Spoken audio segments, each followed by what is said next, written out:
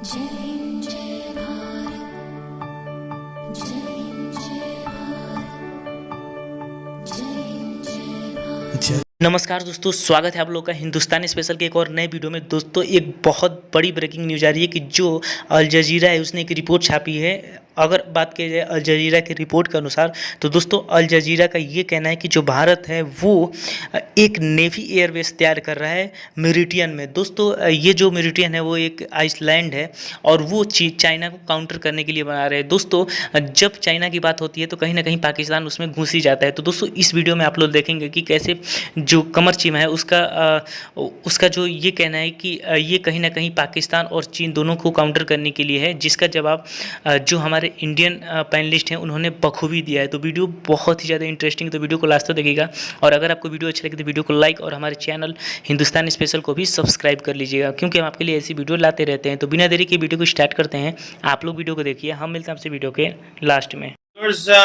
आपको पता है कि रिसेंटली एक जो अल जजीरा ने एक एक्सक्लूसिव इन्वेस्टिगेटिव रिपोर्टिंग की और उन्होंने सैटेलाइट इमेजरी और उनका जो फाइनेंशियल डाटा है उससे एविडेंस ली है। जो अल जजीरा का इन्वेस्टिगेटिव यूनिट है कि इंडिया जो है वो मॉरिशस में एक मॉरिशियन आइलैंड के करीब, जिसका नारिन का नाम है अगलिगा, वहां पे एक नेवी की बेस बना रहा है और वहां पे तकरीबन 300 लोग रह रहे हैं। 1100 किलोमीटर वो जो है वो दूर है बेसिकली मॉरिशस की जो मेन आइलैंड है उससे। अब आके हमें पता ये चलता है कि एक तरफ चाइना ने जिबूती में अपनी जो है वो मिलिट्री बेस बनाई, इधर से इंडिया भी लगा हुआ है। क्या इंडिया के इतने पास इतने फाइनेंशियल रिसोर्सेज हैं कि इंडिया इस तरह की इन्वेस्टमेंट्स कर सकता है, और वो भी अपने बॉर्डर से, अपनी सरजमीन से बहुत दूर? इस सारी डिस्कशन को समझने के लिए मैंने रिक्वेस्ट की कर्नल धानवीर सिंह साहब से। मॉरिशस में जाके एक अपनी जो है वो नेवी ने बेस बना ली। इससे इंडिया क्या बताना चाहता है दुनिया को? इंडिया दुनिया को कुछ नहीं बताना चाहता। इंडिया जो है अपना जो चाइनीज इन्फ्लुएंस है उसको कम करना चाहता है और इंडिया ने बेस मॉरिशस में ही, जो आप बता रहे हैं, वैसे मैंने ये खबर पढ़ी नहीं है, लेकिन क्योंकि आप अल जजीरा का हवाला दे रहे हैं तो खबर बिल्कुल दुरुस्त होगी। तो मेरा ये मानना है कि इस तरीके की एक्टिविटी करनी इसलिए जरूरी है कि आपने चाइना को काउंटर भी करना है और चाइना को काउंटर करने के लिए आपको ये बेसबाजी करनी पड़ेगी। और ये मॉरिशस में ही नहीं, ये और भी जो आइलैंड कंट्रीज हैं वहां पर ये काम करने की इंडिया जो है वो कर रहा है, करता है। अफ्रीकन कंट्रीज के अंदर भी अपनी जो हम लोग बेस नहीं कहते हैं, उसको मिलिट्री ट्रेनिंग टीम कहते हैं, क्योंकि बेस का मतलब होता है कि कॉम्बैट उस तरीके से इस्टेब्लिश करना। वो कॉम्बैट इस्टेब्लिशमेंट नहीं करते हैं हम मिलिट्री ट्रेनिंग टीम इस्टेब्लिश करते हैं। आइडिया होता है कि उसकी जो उस मुल्क को इन्फ्लुएंस में रखना। आइडिया ये नहीं होता कि वहां पे फौजें रख के और कोई जंगी तैयारी करना। वो जंगी तैयारी के लिहाज से कोई भी बेस नहीं है। हमारा सेंट्रल एशिया में भी इस तरीके से मिलिट्री ट्रेनिंग टीम्स हैं, तजाकिस्तान में है और इसी तरीके से उज्बेकिस्तान में भी है, वियतनाम में है, भूटान में है और लाइकवाइज और भी कई जगहों पर हमारी ट्रेनिंग टीम्स हैं। अफ्रीकन कंट्रीज में भी है, मेरा दिमाग उतर रहा है अभी ध्यान से कहाँ कहाँ है। तो इस तरीके की मिलिट्री बेसिंग नहीं कहते हम लोग उसको मिलिट्री ट्रेनिंग टीम कहते हैं, जिसके अंदर कॉम्बैट पोटेंशियल नहीं होती है। ये मैं अंडरलाइन कर रहा हूँ, कॉम्बैट पोटेंशियल नहीं होती है।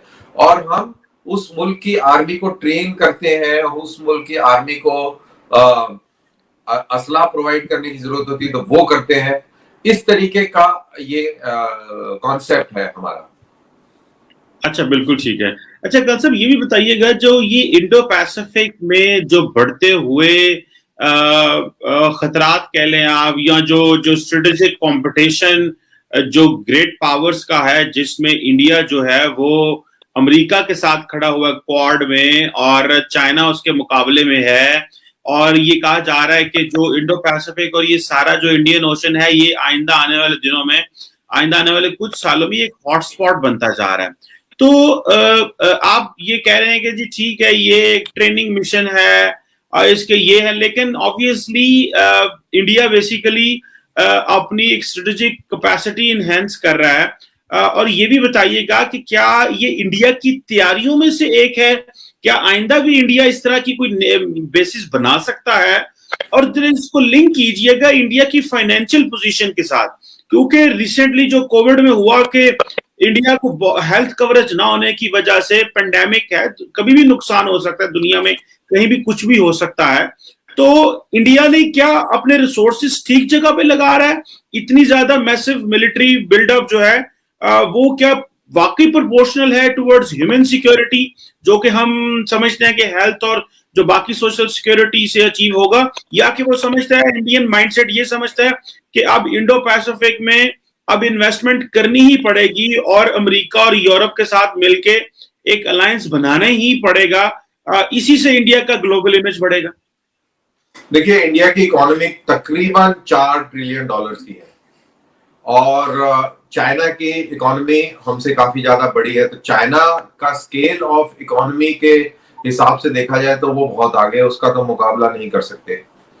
लेकिन $4 ट्रिलियन इकोनॉमी जो है वो कोई थोड़ी छोटी इकोनॉमी नहीं होती। और जहां तक स्ट्रेटेजिक इंटरेस्ट का सवाल है, उसमें अपने आप को प्रोटेक्ट करने के लिए, अपने इंटरेस्ट को बचाने के लिए अगर आपको मिलिट्री ट्रेनिंग टीम इस्टेब्लिश करनी पड़ जाए तो उसमें कोई नुकसान नहीं है। और बड़ी इंटरेस्टिंग बात यह है कि जो इंडियन मिलिट्री ट्रेनिंग टीम होती है उसका खर्चा वो मुल्क उठाता है जहां पर वो लगाई जाती है, उसमें हमारा इन्वेस्टमेंट नहीं होता इतना। अच्छा, आप यानी कि लेकिन जब आप वहां पे मुझे ये भी तो समझना है कि मॉरिशस के क्या ऐसे डिजाइन हैं जो वो इंडिया से जो है वो सारी और वो भी ये जो आइलैंड है 1100 किलोमीटर दूर है मॉरिशस मेन आइलैंड से, तो क्या आप समझते हैं कि मॉरिशस को इंडियन नेवी की जरूरत है ताकि वो मॉरिशस को प्रोटेक्ट कर सके, या कि आपके भी तो कोई इसमें कोई ना कोई हमारे इंटरेस्ट जो है, हमारे स्ट्रेटेजिक आर्क जो है वो स्ट्रेट ऑफ करेक्शन, ये आपका स्विस कैनाल, सिनाई पेनिनसुला से लेके और साउथ चाइना सी तक ये पूरा आर्क, स्ट्रेटेजिक आर्क फैला हुआ है। और यहाँ पर हम अपनी शिपिंग की दफा भी करते हैं और हमारे जो स्ट्रेटेजिक इंटरेस्ट हैं उनको भी लुक आफ्टर करते हैं। हमारे जो बहुत बड़े स्ट्रेटेजिक पार्टनर इंडियन ओशन में है वो फ्रांस है, और फ्रेंच नेवी, इंडियन नेवी का एक ही गोल है, एक ही मकसद है कि जो हेगमनी, चाइनीज हेगमनी जो दुनिया में देखने को मिल रही है उसको काउंटर किया जाए, और जितने भी डेमोक्रेटिक मुल्क हैं वो सब इकट्ठे आए इसी चीज से, और उसी चीज के लिए हम लोग वहां बैठे हुए हैं। तो इंटरेस्ट की बात होती है, इंटरेस्ट जिस हिसाब से है आपका उस हिसाब से आप अपनी तैयारी करते हैं। अब हमारा फुटप्रिंट बढ़ रहा है। अब $4 ट्रिलियन की अगर इकोनॉमी है तो फिर ट्रेड हो रहा है, तभी इकोनॉमी है उतनी बड़ी, ट्रेड है। अगर ट्रेड को आपने अपने सेफगार्ड करना है तो उसके लिए आपको फ्रेंडली कंट्रीज चाहिए। अब आप देखिए कि अगर फ्रेंडली कंट्रीज ना हो तो क्या होता है। इजराइल और ईरान के बीच में देख लीजिए, अभी हाल ही में उनकी शिपिंग के ऊपर ईरानियों ने हमला कर दिया, अब इजरायलियों ने भी धमकी दे दी कि हम भी कुछ करेंगे। तो ऐसे फिर क्या होता है, ऐसे ट्रेड पे खतरा बढ़ जाता है। पहले सी पायरेट्स होते थे, सी पायरेट्स कम हो गए तो कोई और खतरा खड़ा हो जाएगा। और कल अगर ईरान और इजराइल के बीच में जंग होती है तो इंडिया का स्ट्रेटेजिक पार्टनर है इजराइल, उसकी भी हेल्प करनी पड़ेगी। हमारा स्ट्रेटेजिक पार्टनर अभी सऊदी अरेबिया और यूएई डेवलप हो रहा है। तो अगर कोई ऐसी सिचुएशन मिडिल ईस्ट में पड़ती है तो कहां से असिस्टेंस आएगी, कैसे होगी, नेवी का गेम कैसे खेला जाएगा। वो Indian navy blue water navy है, ब्राउन वाटर नेवी नहीं है, तो वो deep inside the ocean game खेलने की कैपेबिलिटी रखती है, उसमें ये ताकत है। तो उसी हिसाब से वो अपनी ताकत को नजर रखते हुए, अपने इंटरेस्ट को नजर रखते हुए, अपना जो स्ट्रेटेजिक जो आपका जो स्फीयर है उसके अंदर आप रहते हुए और अपने पूरे उसकी दिफा करते हुए, तो ये आप ऐसी तब चीज बनाते हैं, प्लान बनाते हैं, और वो आप देख रहे हैं होते हुए।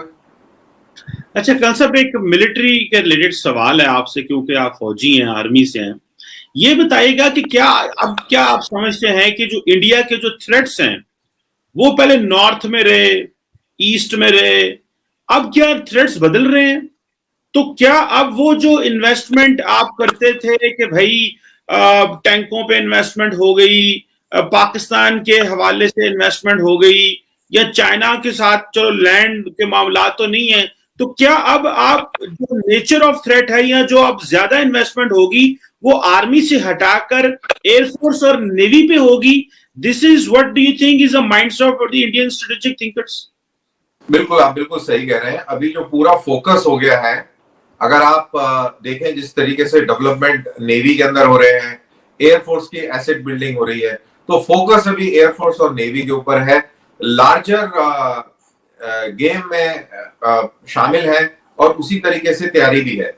और आर्मी के लिए जितनी रिक्वायरमेंट है उतनी है। और जो फिलहाल लो लेवल थ्रेट जो है उसके लिए आर्मी के पास इक्विपमेंट और वो सब पूरा है, तो वो कोई इशू नहीं है। लेकिन अभी अभी जैसे अभी एक नेवल एयरक्राफ्ट कैरियर भी बन रहा है, उसके बाद में तीसरा भी बनना है, फिर न्यूक्लियर पावर सबमरीन्स जो है वो टोटल 6 बननी है। उसमें सब सरफेस न्यूक्लियर मिसाइल अटैक वाली सबमरीन्स अलग है, anti shipping anti submarine nuclear missiles nuclear submarines अलग है। तो ये जो चीजें हैं ये एक आपकी स्ट्रेटेजिक रीच और स्ट्रेटेजिक गेम जो आप आगे आने वाले टाइम में खेलेंगे उसकी तरफ इंडिकेट कर रहा है। अगर आपको ये वीडियो पसंद आए तो हमारे वीडियो को लाइक करें और ऐसी और वीडियोस देखने के लिए हमारे चैनल को जरूर से सब्सक्राइब कर लें। हमारा मोटिव है कि आपको सही और लेटेस्ट जानकारी दी जाए इंडिया पाकिस्तान के रिलेटेड टॉपिक के ऊपर। तो मिलते हैं आप सबसे नेक्स्ट वीडियो पे। जय हिंद, जय भारत।